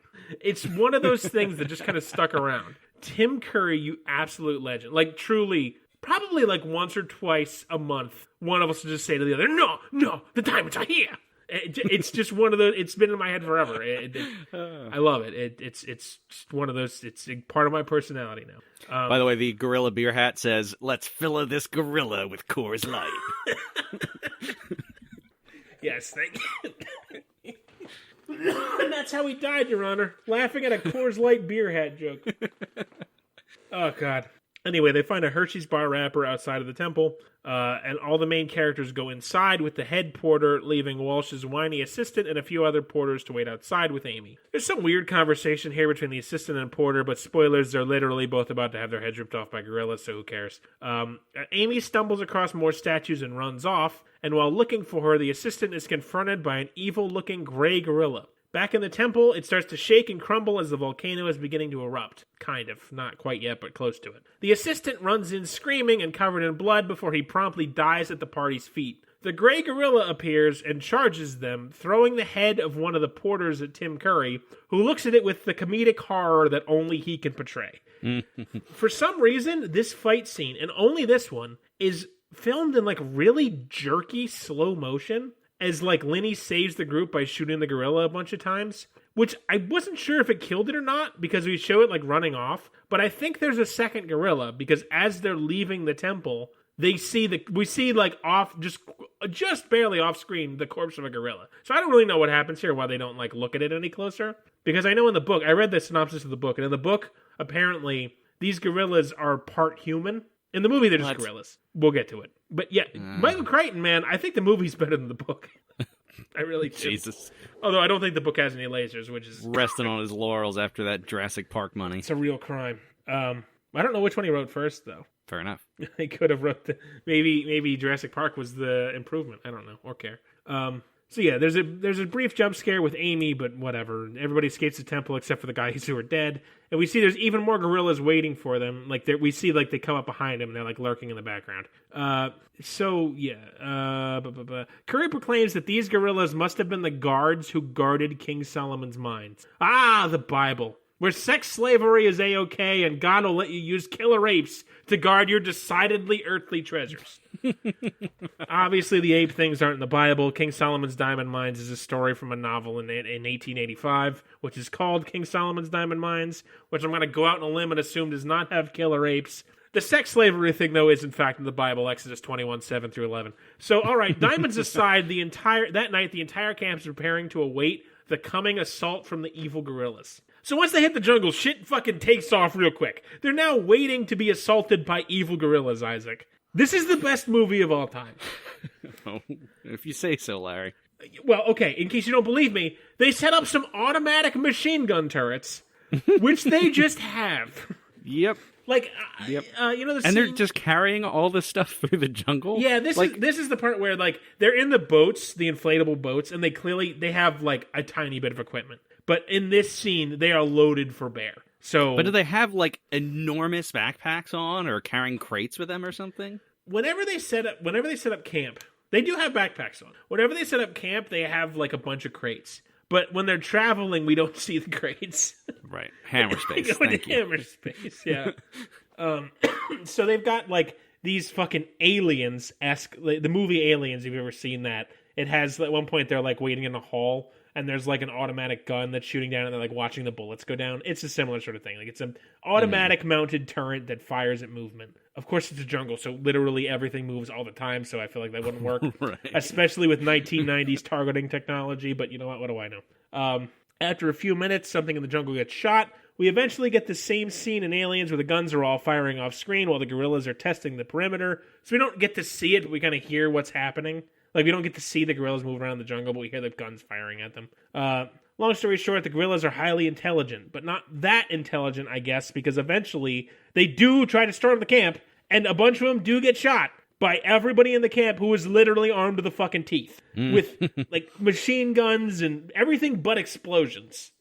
So the gorillas can't be that intelligent because a ton of them get mown down. Eventually, the rest, I guess, figure shit out and just fucking leave. The next morning, they realize that all the evil gorilla corpses are gone. And also, Amy and Tim Curry are gone. What? Walsh is about to head off into the jungle, half-cocked to find his wife. I mean, Amy. No, actually, I do think I mean his wife. But You gotta masturbate that gorilla. Hudson stops by making him say aloud that people are more important than gorillas. And Walsh is obviously reluctant to agree, but he does, and the group mounts up to find everybody missing. We see that Amy has tracked down the gorillas the group saw earlier, and is trying to ingratiate herself very poorly. This would be touching if this was actual gorillas and not just a bunch of humans in suits that are pretending to be gorillas, which makes it look terrible. Our heroes are looking for the missing people when they end up at a different part of the lost city. Lenny forces Walsh to take a gun, which he insists he doesn't want to, but she demands he do so regardless. Dude, did you not see the last series of events where a gorilla literally threw a head at Tim Curry and murdered your only human friend? Yeah, man, I think in this case it might be time to put aside your politics and take a friggin' pistol for self-defense against the evil gorillas, you numpty! The group comes across hieroglyphs showing the domestication of the original gorillas by Solomon's men to turn them into killing machines. Suddenly, the volcano begins erupting at last, and a sinkhole opens up which sucks in all of our heroes. Fuck, I'm dying. He's going out tonight, folks. I'm dying. I'm really dying. This is it. You're in your 30s. That's when you start dying. Some people just take longer. I'm pushing 40. Damn straight, me too. Okay. I'm pushing harder. I'm so sorry for all the noises my body is making. I apologize. So yeah, they fall in a sinkhole. They come across Tim Curry, who's been down there looking for the mines. Back at camp, Amy grabs her power glove and begins to, I guess, look for her husband. This movie is something else. Okay, so our heroes finally arrive in the fucking diamond mines, which is like a valley that just kind of is strewed with diamonds. Curry, of course, is a freak out about this and revels in being correct. The group can see a bunch of caves in the walls, which are obviously teeming with evil gorillas, who are watching them angrily, getting progressively more pissed off as Curry scoops up more diamonds. Suddenly, he is met face-to-face with an evil gorilla. He is quickly surrounded by them and promptly gets chop-blocked by one before having his head caved in by gorilla fists. God Good bless Lord. you, Tim. You will be missed. The gorillas attack in force, and everybody starts lighting them up with their many, many guns. Now, these gorillas are supposed to be... It's never explained if they are the same gorillas from King Solomon times, which King Solomon was a king in the Bible. He was renowned for being very rich. I'd never really explained that. Thousands of years ago. Yeah, it's long before the birth of Christ, I think. Solomon was pre-Christ? Yeah, pre-Christ. I'm pretty sure it was Old Testament. Yeah, New Testament is basically all Christ and a bunch of other shit. Yeah, it's just Jesus, Jesus, Jesus. Like, come on. I know. Have some humility. So yes, King Solomon was a fucking really rich Christian Jewish king, whatever. Anywho, yeah, so I don't know if these are supposed to be these same gorillas or just like the next generation of killer gorillas. It's never really explained. But I have a theory here. They would not realize how dangerous guns were and would probably be very dismayed by the insane killing power these humans now have. They're used to dealing with people with like sticks and bronze swords. And these guys came in fucking loaded for bear. They're murdering dozens of gorillas, basically. They kill a ton of gorillas. And the gorillas like aren't perturbed. I feel like if you see these people with guns, it's like, well, you just keep throwing yourselves uselessly into it, the Russian strategy. No, they're supposed to be intelligent. Like, you would pull back, lick your wounds, attack a new way, but they just keep coming at them in maybe force. there's a gorilla Stalin, like, shoving the troops forward. They would show that. This is the 90s. They would have fucking Ernie Hudson duel that gorilla with a knife, if that was true, Isaac. He's just wearing a little Stalin hat. Yeah, holding a martini. That also has beer cans on it. Yeah. Just a fucking plane of Bud Light beer hats just crashed 20 years ago, and they've just all taken to wearing them. Quit Stalin, I'm Russian for some Coors Light. You really need to be in advertising. I think that's what this podcast is teaching us. Hey, Tim Cook, there weren't any iPhones in this movie. It was too early, but... No. Yeah, it's all satellite phones and laser beams. Anyway, Tim, for some reason, the majority of the remaining porters try to stop and fight instead of escaping with the named heroes. And it's not like anybody tells them to die in service of these native English speakers. They just sort of, like, decide to stay to fight and die to give us enough space... To give us a small enough group that can escape the jungle via hot air balloon. Spoiler. Oh, God. So Hudson, Walsh, and Linney eventually escape into a big geode as the head porter is finally killed, which causes Hudson some measure of grief. Linney and Walsh come across the corpses of Campbell and his friend, who are, of course, very dead. Very obviously dead. Right. Where's Amy in this at this point? You're about to find out. Okay. For some reason, Campbell is holding on to like a piece of diamond, and I don't know why. So the volcano is erupting in earnest, and Hudson and Walsh hold off the doorway to the geode, while Linney, and I'm not kidding here, takes the backpack with the laser that Campbell still has, shoves a diamond in it, and emerges from the cave laser beam in hand. Oh boy. Walsh gets tossed into the gorilla pit and is about to be murdered when Amy arrives, using her hand signals to confuse the gorillas. But hang on, I may actually throw up. Oh my God. This movie is killing Larry. Okay, I think we're good. It's not even the movie. Usually it is the movie. I spent like 3 hours packing and moving stuff today, and I think all the dust is finally trying to get to me. That might be it. So Walsh gets thrown into the gorilla pit. He's about to be murdered when Amy arrives, using her hand signals to confuse the gorillas by calling them ugly and growling at them. Just imagine this fucking woman in a gorilla suit jumps into the pit because of her maternal instinct over Walsh. They're fucking. Don't listen to their lies. They're fucking. And just starts saying from a fucking robotic voice, ugly gorillas, ugly gorillas. And the evil gorillas are so baffled by this development, they just kind of circle and don't know what to do. Like Hudson even says, "What? She's thrown them off entirely." Because it's just like, what do you do when this gorilla starts speaking English from a fucking power glove? Like, I don't know what I would do. And I would be a confused gorilla. This gives Linney enough time to emerge with the laser to say to Hudson, "We're getting the hell out of here." Hudson says, "What about them?" indicating the gorillas. And Laura Linney says, and I quote, "Put them on the endangered species list." And lasers these fucking gorillas with a laser beam. Oh my God. She fucking does like a wide arc with the beam and literally cuts them all in half. Oh my with God. The laser. And like, so it doesn't cut them all in half. It sufficiently scares off the majority of the remaining evil gorillas. And she's like taking laser pot shots at them. And our surviving heroes escape as the volcano erupts. We see the mine filled with lava. And for some insane reason, the evil gorillas start jumping into it killing themselves. I fucking love this stupid movie so much. Their whole purpose was to guard the diamonds, right? Yeah. Okay, so yeah, that makes sense. Yeah, I guess so. Once this podcast is over, I'll have no more purpose. I'm just going to jump into lava. Yeah, I think I might too. I might not make it that far. So at this point, we're down to just Hudson, Lenny, Walsh, and Amy. Amy, of course, being a gorilla. They're having a dramatic escape sequence from a volcano erupting, which involves earthquakes and rivers of lava and chasms straight out of Minecraft. It's all very dramatic adventure movie fare. And Amy doesn't spill a single drop from her martini glass. It's like a gyroscope. This whole escape scene, it's entertaining enough, but it's nothing special. It's all stuff. Eventually, Amy and Walsh are about to fall into a gigantic lava chasm that looks straight out of Minecraft, like I said, and Lenny lasers a tree to give them a bridge to dramatically cross. The more lasers, the better. The more lasers in this movie, the better. The city falls into lava and ruin behind them as they flee. They head back to the other plane crash I mentioned earlier, and the Boss Hogg sent to go after Lenny, which I swear, that was like 2 or 3 days ago. But they get there like in 15 minutes, basically. Well, they're going fast. And they pull out a hot air balloon from the wreckage. Now, earlier in the movie, Pantoliano was like, I can get all your equipment, but I can't get you the hot air balloon. And she's like, I don't need a fucking hot air balloon, Joe Pantoliano. But of course, this one does have a hot air balloon. So, like, Hudson is firing up the balloon. And Lenny calls Boss Hogg in Texas with she also takes their satellite phone to relay the bad news about Boss Hogg's son, Campbell. Lenny says he was killed, and Hogg immediately starts screaming about the diamond. Lenny reminds him that if she ever found out that he was after the diamond and not his son, she would make him pay. So now comes literally the best thing to happen in this or any movie ever. So in order to make Boss Hogg pay, she puts the laser beam on a tripod.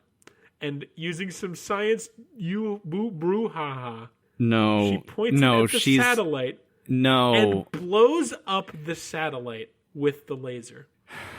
Isaac, this is the best movie that's ever been made. I really thought it was going to be even stupider, where like the laser would bounce off of like the reflecty part of the satellite and bounce down to Houston and kill the bad guy. That's what, if this movie was made by Troma, that's what would happen.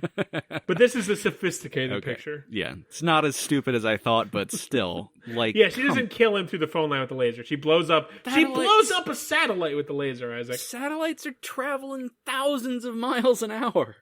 Well, she can lock onto it with the laser. No.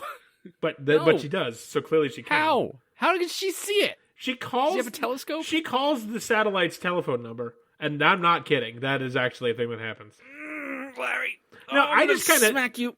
You know, I kind of just went by that because it's the 90s, and I'm guessing that's how people thought it actually worked. But yeah, you know, that is pretty dumb. You're just thinking that now. How? I'm sorry. The movie Congo. The movie Congo ends with a woman blowing up a satellite with a laser beam. I'm sorry, I couldn't hear anything over the fucking sound of the blood in my raging erection. Venom. Sorry, you're right, Venom. We get a quick farewell scene here where Walsh bids Amy goodbye as she is finally home and has a new gorilla family. She gives him some flowers, and again, would all be very sweet if this was not just a horrifying gorilla suit.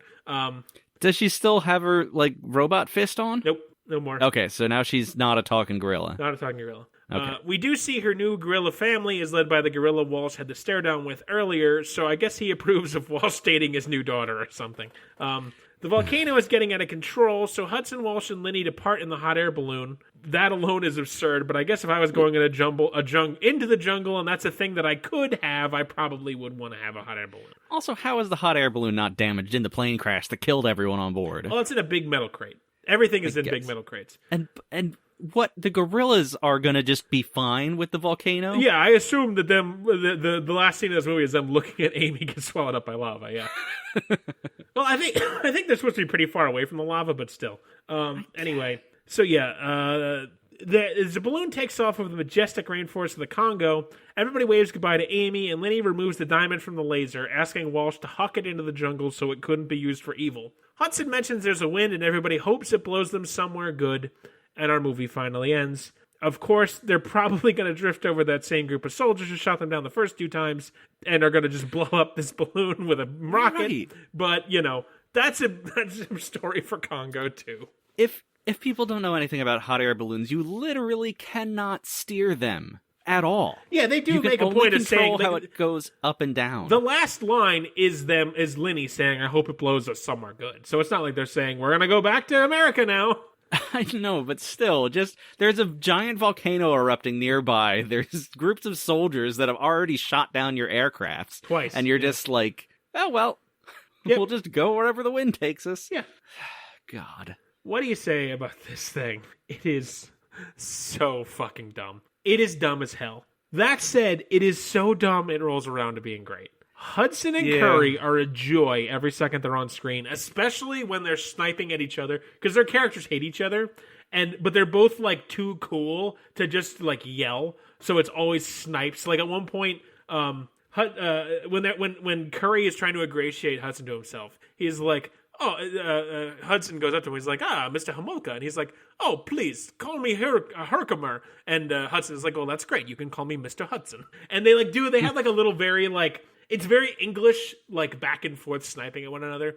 It is so much fun to watch those two act together. Like I wish they did. I would watch a whole like buddy cop series of those two just fucking like palling off each other. Like it's great. This movie features things like a gorilla drinking a martini, a laser cutting a bunch of gorillas in half, a satellite exploding, automatic turrets shooting randomly into the forest willy-nilly with no regard to life whatsoever, a dramatic hot air balloon escape, a volcano eruption, a woman in a shitty gorilla suit using a Nintendo Power Glove to talk. How can you not like that? It is so outrageous. It is so ridiculous. But my God, was it a blast to watch. Truly, I don't know what kind of snobbishness I had when I was younger thinking that this sucked. It is absolutely not a good movie. I mean, they do at least tie up all the loose ends with some very, very slapdash writing all around. There's no dangling chads or anything left behind. But it's so out of this world ridiculous, it could never possibly be considered good. But it takes itself seriously in like a good way. It doesn't do the troll with it. It doesn't have the laser beam bounce off and kill Joe Don Baker in Houston, or it doesn't have the fucking, it's not like, they don't lean in and say like, isn't this dumb, guys? Isn't this fun because it's dumb? No, they treat it like it's a real movie, and they're just like, let's push the boundaries of how ridiculous we can make this and still take it seriously. And I kind of appreciate that.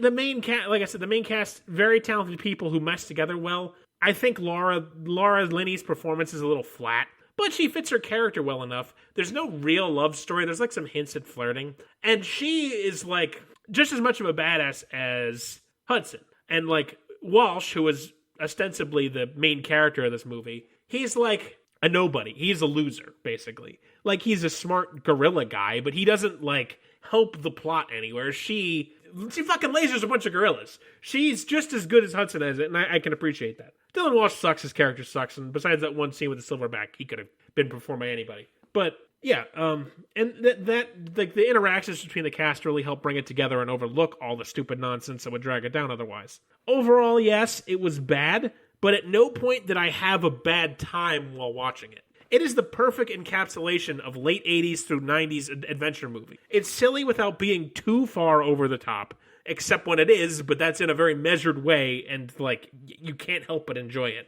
It's just a satisfying watch, and I really encourage everyone to go out and watch this. It really captures the spirit of the 90s adventure movie. If I were to rate this as a film, it's probably a 3 out of 10. Which seems kind of high, even compared to Rotten Tomatoes, but really, Hudson and Curry's acting, it's so good. I really don't know how you could rate it that low just because of those two. Like 20%, that's too low. Those two are such a joy to watch, and they're on screen for a long time. My rating for this movie. Isaac, this is going to blow your mind. Larry Beard's rating of Congo is an 8 out of 10. Jesus Christ. That's the highest rating we've ever had for anything. I can't believe it either. Larry. It's definitely bad. It's definitely campy. It's definitely stupid. But I had a blast watching this thing. I would watch it again if someone made me with a smile on my face. This seems like it'd be a great bad movie night movie. Oh, absolutely. Where it's goofy enough that you're going to laugh at it, but there's enough stuff that's actually entertaining that you're not going to be just bored and annoyed, right? Like a lot of our movies. Right, yeah. There's a lot that it's just a slog. This is long, and the beginning half an hour of getting to the jungle is really pointless. And there's some fun to be had in that, just because the acting is so outrageous.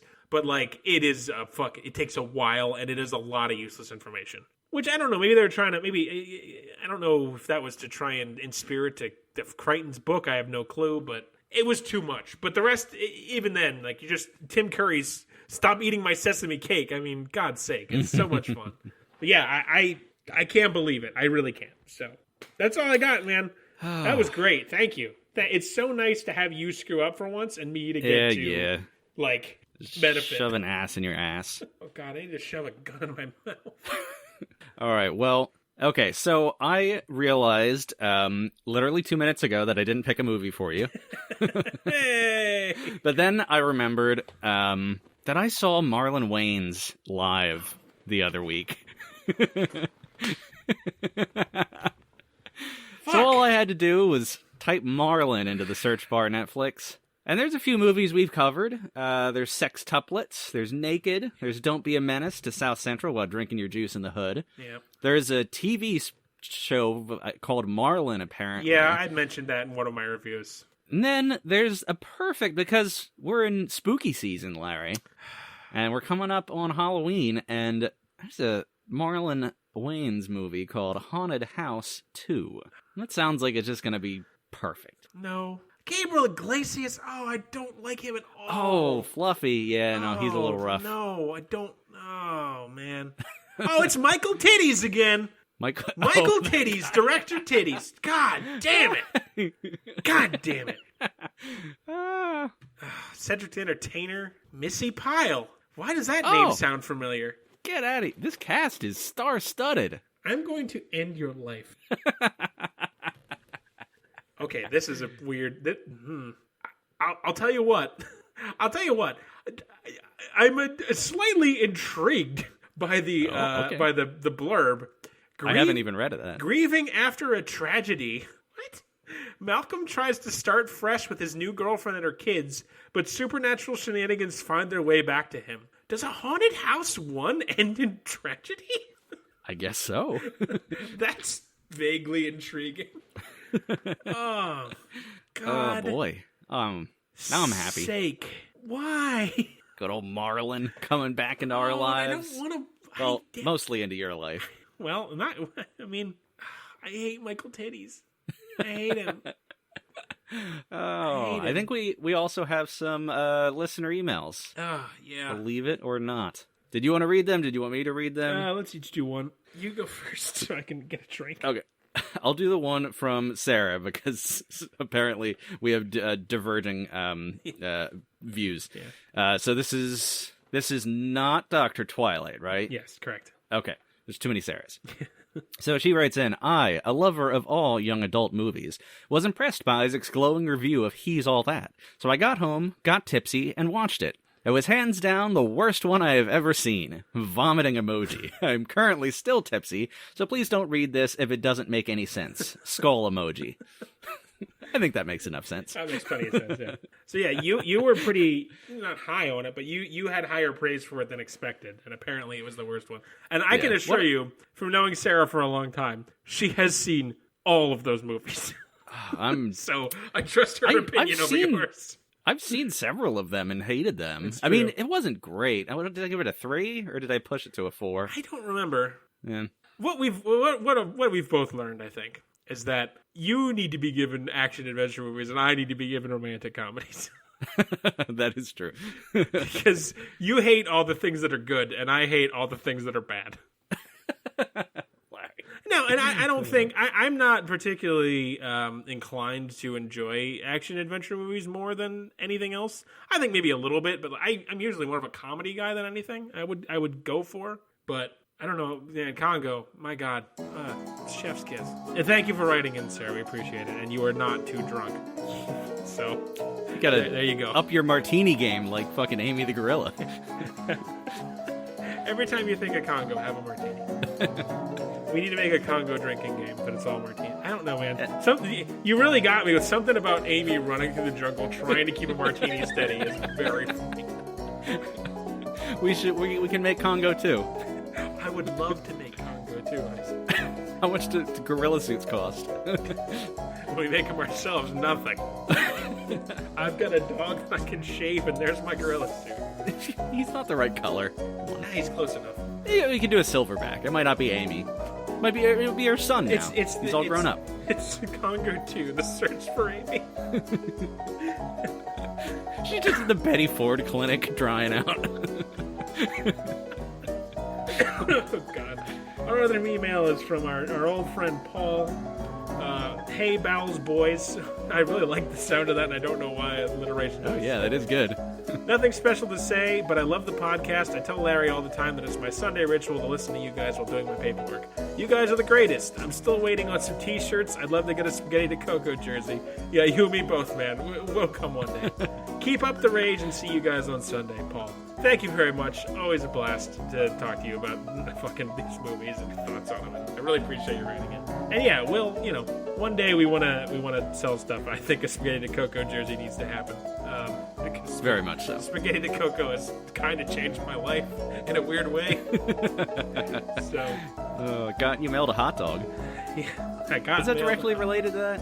I don't remember anymore. All I know is that I mailed you a hot dog. I don't know why. That hot dog was in the custody of the United States government for a full month before it was returned to me. So who knows what kind of tests were performed on it. And our apologies, too, that we weren't out on regular on Sunday. As you know, we got kidnapped, and our weekends just kind of fucked us both in the big old barn door. Yeah. So, and with editing, this honestly might not be out till Tuesday at this point, because we're getting a little late. Yeah. But we're still giving you content every week, and we should be back next Sunday with Midnight Sun. I already forgot. I had forgotten about that. So I could have picked any movie. No, I would. You gave me The Big Lebowski. I didn't give you The Big Lebowski. Yes, you did. I know I did. You had a martini in hand. See, that's the one. At least I got you there. I would complete teetotaler, so you could never convince me I was drunk. Damn it. I'm in control of my faculties all the time. It just happens those faculties are terrible. Oh, good God. Well, stay tuned. We will see you next week with Midnight Sun. Thank you so much for listening. Do all the good podcast listener things. You know what they are. I apologize for dying for the second half of that. We made it through. You survived. Oh, now you can go get in your coffin and wait for the sun to go down. Like a real fucking vampire. We gotta stop talking about Twilight. It's over. It's not. No, we're not gonna. The curse has been. We've freed ourselves from the curse. No, we've been bitten by the Twilight bug. With venom. Cock full of venom. Smite you later. Smite you later, Venom Cocks. See you on the laser side. Laser beams and gorillas. Fucking this best movie ever. 8 out of 10. Lasers, more lasers. Lasers and lasers. Smite you later. Smite you lasers. Smite you lasers. Nailed it. You got there.